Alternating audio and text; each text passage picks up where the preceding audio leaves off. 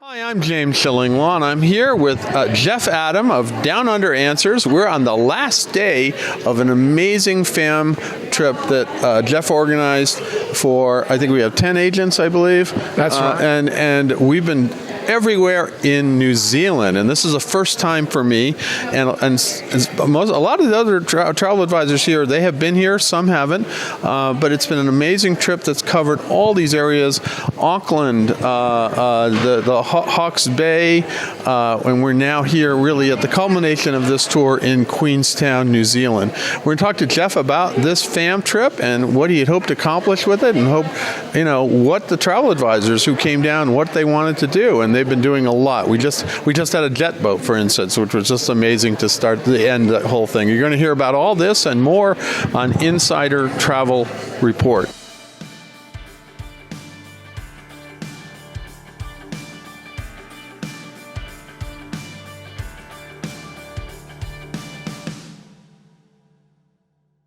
Well, Jeff, first of all, thank you, because you and I traveled last year on a wonderful fam to Cairns and Brisbane, and you introduced me to those places as well as a lot of our fellow travel advisors, and now New Zealand. So this has been an amazing thing. Now, what do you try to do with these fams that you do, that you offer? Because it's a little more, I think there's a word, a term you call it, right? I call it a mobile marketing mission, James. I really seek to it's getting agents away from their normal working environments where they're fairly busy, and it's hard to kind of really have the focus. I feel that to be out and in a place like New Zealand, actually to meet up with our partners. I mean, Down Under Answers travel too. We've got some great partners on the ground, and I want them to have the same connection that we have with our partners.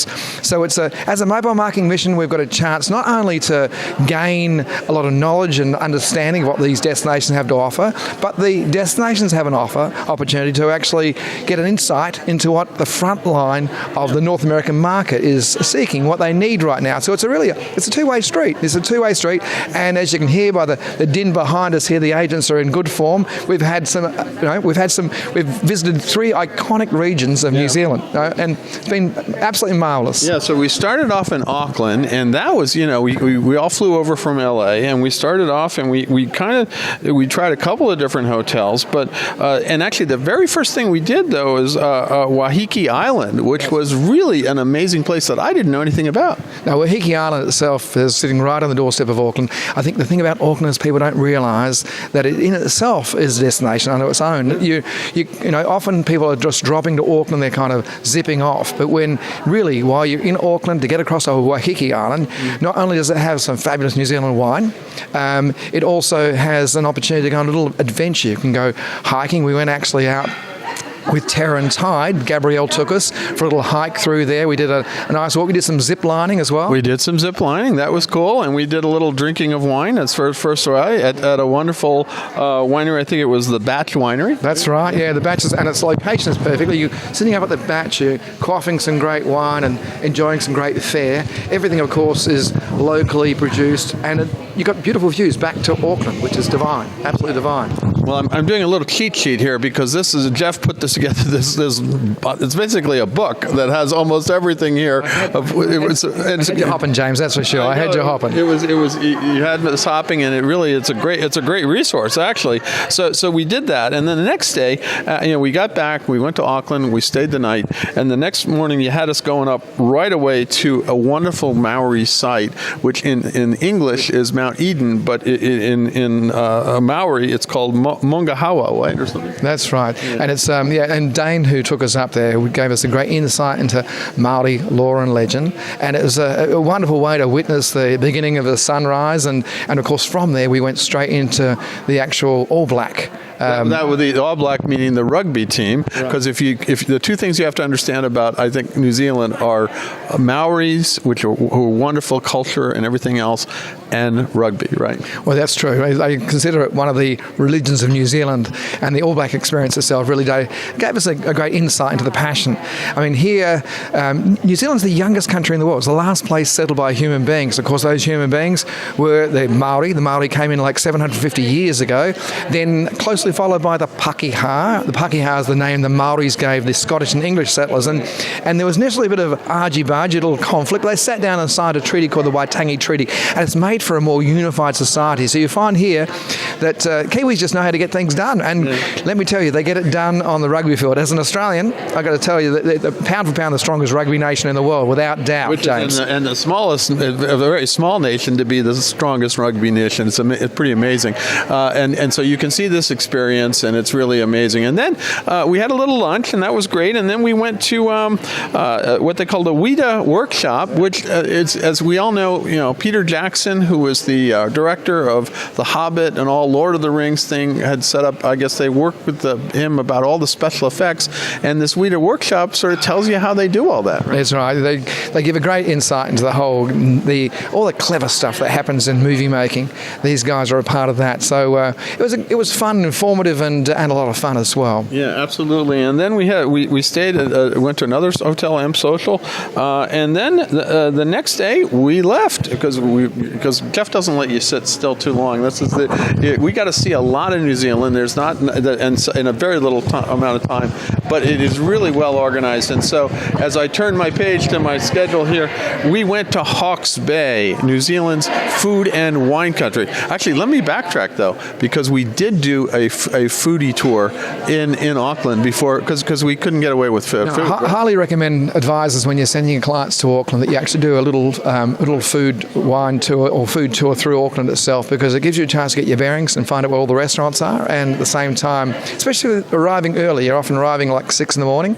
So to do a little wander around the streets of Auckland, get your bearings, and then, of course, by that time, your hotel's ready. You can just check straight in then. And it's a great way to see Auckland. So now we can go to Hawke's Bay. So the next morning, we go to Hawke's Bay, New Zealand, and this is really heart of wine country in New Zealand. And we went initially to Mission Estate Winery and had a lovely lunch, right? Yeah, Mission Estate Winery is one of the most oldest wineries in the region. In fact, that region itself has just been awarded one of the 12 wine areas of the world, one of the 12 premium wine areas of the world. So it is the start of the classic New Zealand wine trail, but it's also home to some great people. The people in that area, it's you might say the food basket of New Zealand. A lot of it would be besides wine. That's fruit, vegetables, everything, and it is just so fertile because this whole area is really a fertile plain, right? Yeah, exactly. And to get to see it, we actually managed to get out on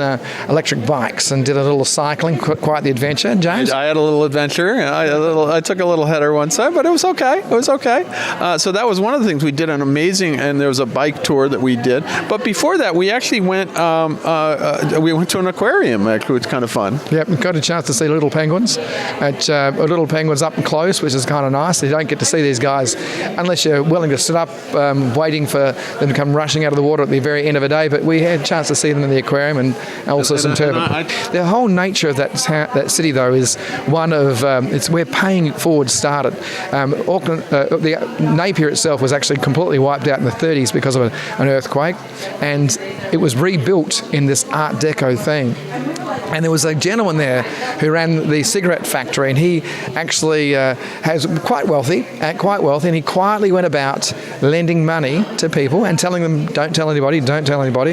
Wasn't until his funeral that somebody got up and said, oh, actually, he lent me money, and before you knew it, half the audience was standing up saying the same thing. So it's that sort of care for the local people, which is found there. Same with Mr. Waddy's, which is a cannery, a bit like Heinz, and he actually did the same thing. During the Depression, he looked after everybody, sure everybody had food. All his employees were gainfully employed and kept them on through that period. And so people really do care. No, it was a care. And then actually one of the great tours we did was we took, because you are in this wonderful Art Deco town, there's a vintage car tour that we took that was really, we went in these old cars around town to see all these great buildings, and that was really special.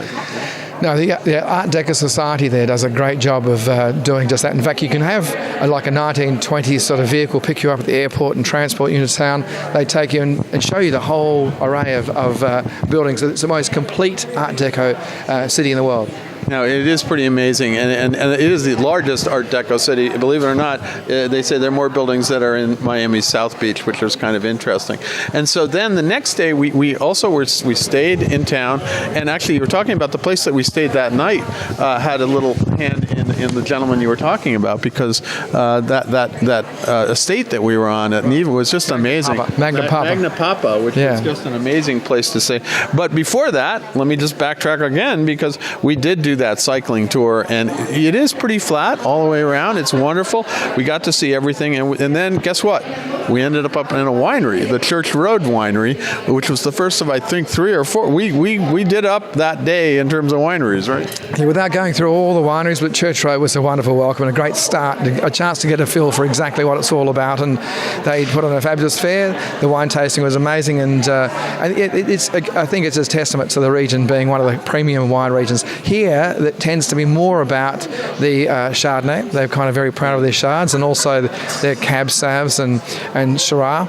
Whereas as you get further down that wine trail, you kind of hit the Sauvignon Blancs, which many of you, I think, would probably recognise. Yeah, but the Chardonnays were wonderful, and we got it. So we did a whole bunch of it, and we were going with Prinzi's Tours as one of your suppliers, and he took us to like 3 or 4 wineries. Yeah, it did that, and it's that local feel. I mean, what I'd liked about having these local operators involved is that they give you a great insight. They're basically salt of the earth.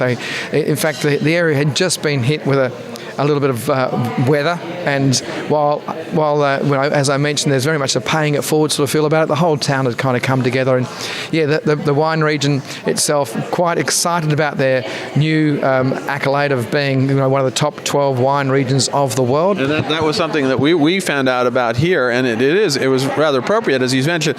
Just a year ago, a huge cyclone hit that town and that area, and now they've recovered, and they've recovered very nicely, I think, and they're very happy to they really want to begin getting a lot of visitors. I think they will, given the kind of tourism riches they have in terms of wineries and all these attractions that we have.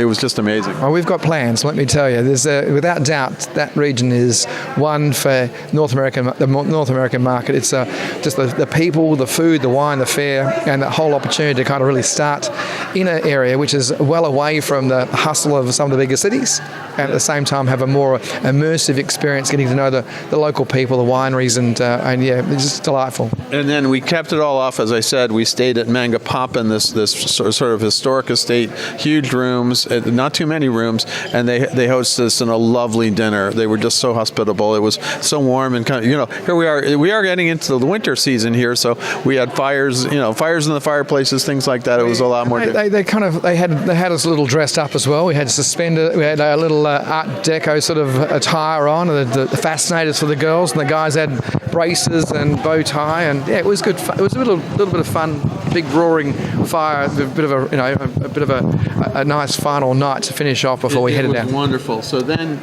we woke up the next morning, and what did we do? We took a plane down here to Queenstown, and the first thing we did, we got picked up by Altitude Tours, who took us to a helicopter, actually, and then we went to the top of sort of a peak, and we landed. It was a little windy up there, but we got a chance to see the whole valley below. It was right from flying into this wonderful city of Queenstown, which is a bustling little metropolis. People who come here are just drawn to wanting to stay, and it's got a vibrancy that is hard to emulate. It's the first arrival, all of a sudden a helicopter flight on the top of a mountain, then over the back we're into a wine region up at Kinross, and that was the place we went to next. We got back on the helicopter, and they took us to another winery, and it really was a great. And we had lunch there at Kinross, which was really a super example of the wineries you get here in Queenstown too, because this is a wine growing region as well. Here it's more about the Pinot. Pinot is the wine of choice.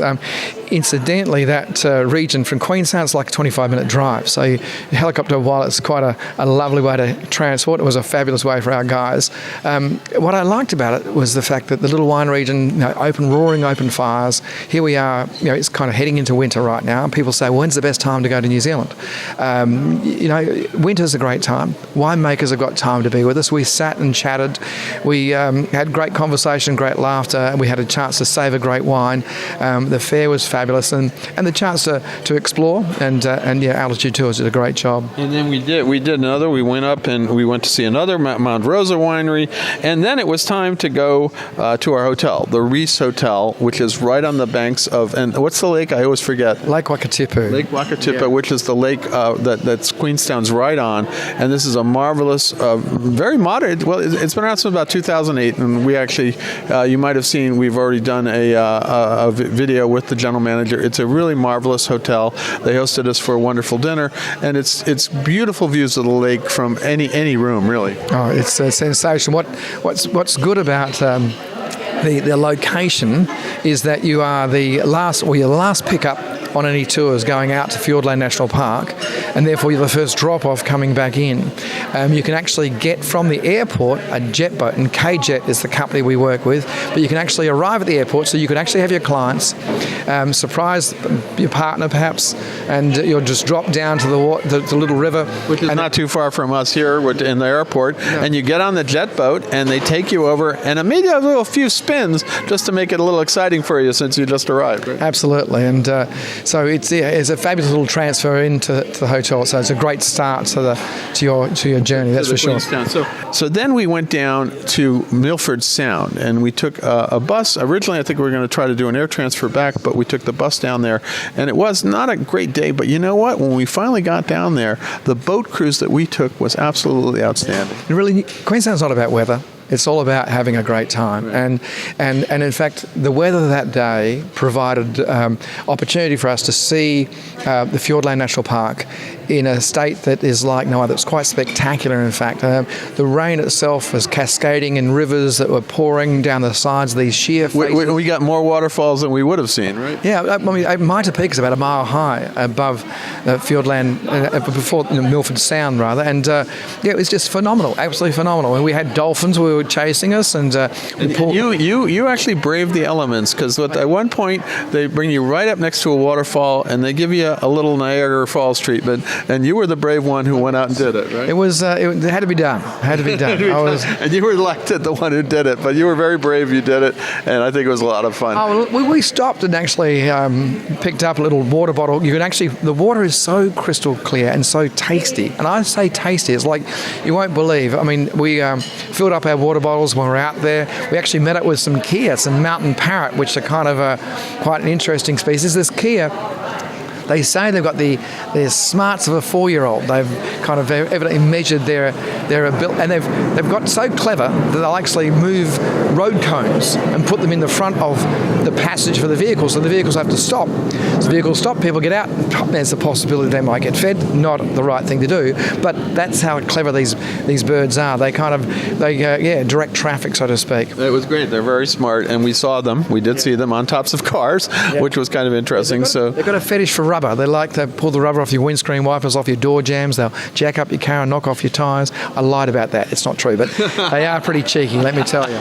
Well, we had a good time watching them, and then we did come back all the way back, and that was a long day. It was a full day. It's great. At one point, we were going to take a flight back, but the weather, again, was not great, but you know what? It didn't matter. We'd had a great experience down there, and it was really wonderful. So the next day, we woke up in our wonderful hotel again, and we got picked up by our friend Lee from Alpine Luxury Tours. Right? That's right. And Lee took us out to Glenorchy, and they got a chance to go for a little bit of a walk through a little beechwood forest and get a chance to see a smelting where they used to kind of melt down limestone, use it as mortar to kind of settle some of those early buildings. But there's around the lake at a point which is really pristine. The waters are like turquoise and clear. That was a gorgeous hike that we did all the way down by the water, and he took us down there. It was amazing. And then he took us to a wonderful eco lodge that's fairly new, but it was really really unique. And tell us a little bit about that, because where did we go there? Well, it's all completely repurposed timber. They're basically, it's completely running off solar. I mean, it's 100%. In fact, they're giving back to the grid. The food was fabulous. The chef there was marvelous, and it was just a chance to kind of get out. We also, that day, we're going to be heading out on a little jet boating, but So we got back from that wonderful eco lodge, and we actually then split up. We actually went to 2 different hotels because we'd had a wonderful time at our first hotel, the Reese. But then we wanted to try out some other ones, so we went to the San Moritz and the Sofitel. Both of them are Accor hotels, both marvelous places, and we enjoyed it. And some of us got a chance to go into town, right? Absolutely. We did a run through town. I've created a list of the top 5 bars and the top 5 restaurants. So if you need help with that with clients, let me know. But it was a chance to get our bearings, and then out that night we had a chance to go out to Walter Peak Station, which actually a working sheep station. We had a wonderful fair. And this is from Real NZ, or NZ as they said, and they were actually the ones that also furnished the cruise on Milford Sound, because they have some wonderful. You can go for a day cruise, you can go for an overnight cruise down there, but they also have the boats in a wonderful and antique steamer. I think it's dates from the Titanic area that will take you over to the Walter Peak evening experience. Right? Yeah, the TS Earnslaw. It's a beautiful vessel, the only paddle steamer operating in New Zealand. So it's a fabulous little journey across, and a wonderful meal that follows. So you have this wonderful, all you can eat buffet, and it's in a wonderful thing. Then you get a little performance, a farm performance, if you want to see some sheep herding, which we saw a little bit of that day. And then we went back to Queenstown, and then we spent the last night. And then we woke up, and because we hadn't done enough, we had to do one more adventurous thing, and we went on jet boats, right? Tell us a little bit about that. Well, K-Jet is the operator. They first took us down to the day trip. They actually had this wonderful underwater observatory, which is actually a little film.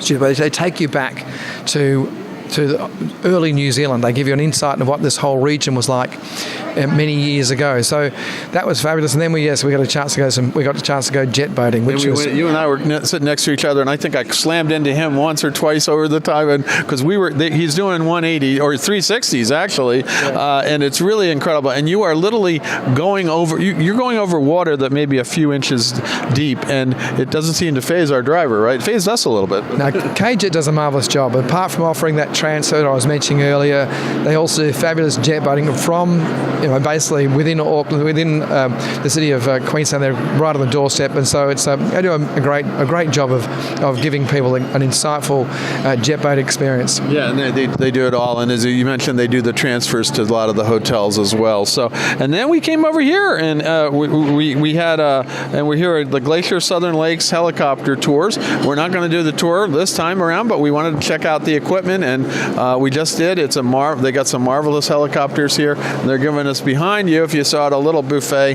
because guess what? It's over. We got to go home. I can't believe it. You guys are going home, and I'm going to stay one more night. And you hear the helicopters are coming in here, but it's been a marvelous trip, and you're going back, but I'm going to stay one more night in Auckland, and then I'm going back on a direct flight from here to JFK. So it's been amazing. Jeff, I got to tell you, this has been, once again, here, I have the trip right here. I've been sort of cheat sheeting here, trying to remember everything we did, and it's all packed into one. If you don't walk away from one of these trips really getting a better understanding of how to sell New Zealand and better with Down Under answers, I don't know what you can do. I mean, this is really, you do it so well, and this is the second time I've experienced it with you, and it really is amazing what you put together. Oh, thank you, my friend, and thanks to our friends there in New Zealand for providing us the flights and getting us the lift down here. The in-flight experience is really the start of the journey to New Zealand. So, yeah, thanks, mate. Thanks for joining us. And cheers, guys. I'm going to go and have a little Kiwi Barbie. Yeah, because we can't leave without a glass of wine and a Barbie. So that's the end of it. So again, Jeff, great to see you. Hopefully we'll see you soon. I know we'll see you soon. But I can't believe it. What are you going to think up next? That's the other. Well, I don't know. Maybe Africa, maybe Asia next, James. What do you think? I'm all game. I had to tell you, as you said, I'm all game. I'm James Shillinglaw, and this is Insider Travel Report.